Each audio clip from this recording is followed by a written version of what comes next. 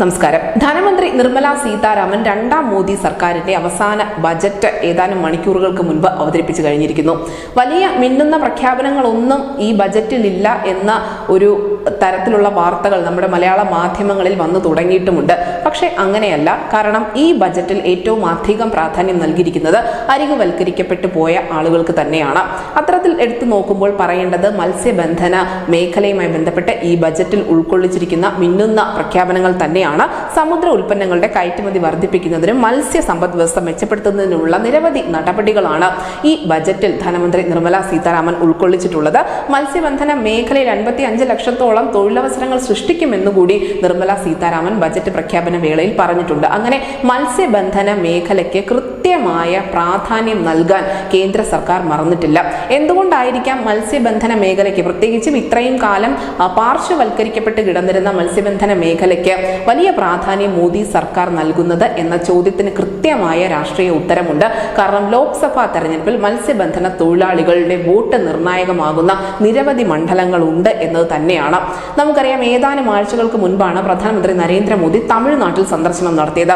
ആ സമയത്ത് അദ്ദേഹം ശ്രീലങ്ക പിടികൂടിയ 40 മത്സ്യബന്ധന തൊഴിലാളികളുടെ മോചനവുമായി ബന്ധപ്പെട്ട നടപടികൾ എത്രയും പെട്ടെന്ന് പൂർത്തിയാക്കണമെന്ന കർശന നിർദ്ദേശം നൽകിയിരുന്നു. അങ്ങനെ മോദി തമിഴകത്തുള്ള സമയത്ത് തന്നെ ശ്രീലങ്കയിൽ നിന്നും മത്സ്യത്തൊഴിലാളികളെ മോചിപ്പിച്ചു കൊണ്ടുവരുന്നതിലൂടെ കൃത്യമായ ഒരു രാഷ്ട്രീയ നീക്കം തന്നെയാണ് BJP പദ്ധതിയിടുന്നത്. അതിനോടൊപ്പം തന്നെ BJPയുടെ അധ്യക്ഷനായ K. അണ്ണാമലൈ അദ്ദേഹത്തിന്റെ രാഷ്ട്രീയ യാത്രയായ എൻ മണ്ണ് എൻ മക്കൾ യാത്ര അത് തുടങ്ങി വെച്ചത് രാമേശ്വരത്ത് നിന്നുമാണ്. നമുക്കറിയാം, രാമനാഥപുരം മണ്ഡലത്തിൽ പെടുന്ന രാമേശ്വരം മത്സ്യബന്ധന തൊഴിലാളികളുടെ ഏറ്റവും പ്രധാനപ്പെട്ട ഒരു മേഖലയാണ്. അവിടുത്തെ തെരഞ്ഞെടുപ്പിൽ വലിയ സ്വാധീനം ഉണ്ടാക്കാൻ ഈ മത്സ്യത്തൊഴിലാളികൾക്ക് സാധിക്കുകയും ചെയ്യും.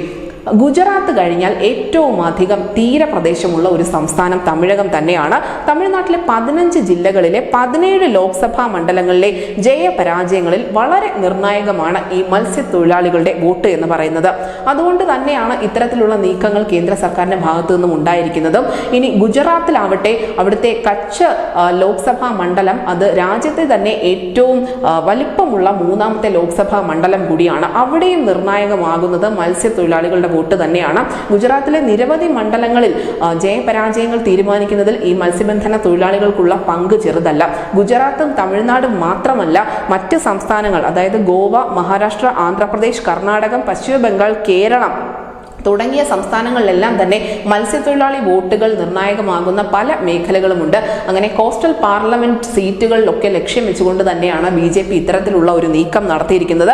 നമുക്കറിയാം, കേരളത്തിലാണെന്നുണ്ടെങ്കിൽ ആലപ്പുഴയും കൊല്ലവും തിരുവനന്തപുരവും കാസർഗോഡും കണ്ണൂരും ഉൾപ്പെടെയുള്ള പ്രദേശങ്ങളിലൊക്കെ മത്സ്യത്തൊഴിലാളികളുടെ വോട്ടിന് വലിയ പ്രാധാന്യമുണ്ട്. അവർ തന്നെയായിരിക്കും അവിടെ ജയപരാജയങ്ങളുടെ സമവാക്യം രചിക്കാൻ പോകുന്നത്.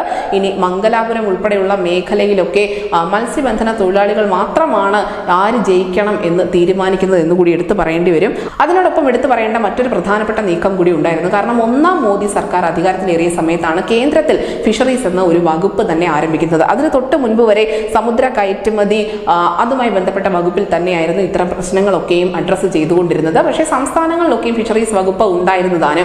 മോദി സർക്കാർ അധികാരത്തിലേറ്റതിനു ശേഷമാണ് കേന്ദ്രത്തിന് ഒരു ഫിഷറീസ് വകുപ്പ് തന്നെ ഉണ്ടാവുന്നത്. അത് മത്സ്യത്തൊഴിലാളികളുടെ ഏറെക്കാലമായുള്ള ഒരു പ്രധാനപ്പെട്ട ആവശ്യം കൂടിയായിരുന്നു. അതിനോടൊപ്പം മറ്റൊരു സമുദായം കൂടി ഇതിൽ കൃത്യമായ പങ്ക് വഹിക്കുന്നുണ്ട്. കൗലി സമുദായം എന്ന മത്സ്യബന്ധന മേഖലയുമായി ബന്ധപ്പെട്ട ജോലികൾ ചെയ്യുന്ന സമുദായം. ആ സമുദായം ഇന്ത്യൻ രാഷ്ട്രീയത്തിൽ വഹിക്കുന്ന പങ്ക് ചെറുതല്ല. ഈ തീരപ്രദേശങ്ങൾ വരുന്ന മണ്ഡലങ്ങളിലെ ജയപരാജയങ്ങൾ നിർണ്ണയിക്കുന്നതിൽ കൗലി സമുദായത്തിനുള്ള ഒരു പങ്കും വളരെ പ്രധാനപ്പെട്ടത് തന്നെയാണ്. അതുകൊണ്ട് തന്നെയാണ് ഈ ബജറ്റിൽ നിർമ്മല സീതാരാമൻ അവതരിപ്പിച്ച ഏറ്റവും ഒടുവിലത്തെ ഈ ഇടക്കാല ബജറ്റിൽ മത്സ്യബന്ധന മേഖലയ്ക്ക് കൃത്യമായ പ്രാതിനിധ്യം BJP ഭരണകൂടം നൽകിയിരിക്കുന്നത്. News desk news India Malayalam.